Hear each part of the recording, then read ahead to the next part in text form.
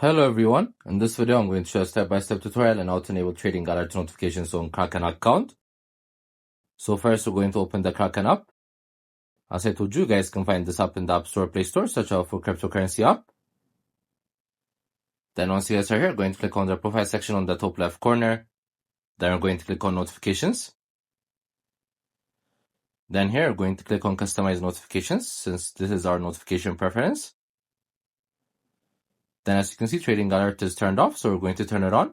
So any trades, portfolio updates, staking, and rewards earned will be sent to your account as a notification. So that's the importance of this setting. We'll stay updated. As I told you, we also have different videos in our how tutorial playlist. Make sure to check them out as well. I hope you guys liked this video. Subscribe for more, like for more, share for more. I hope to see you again. Goodbye.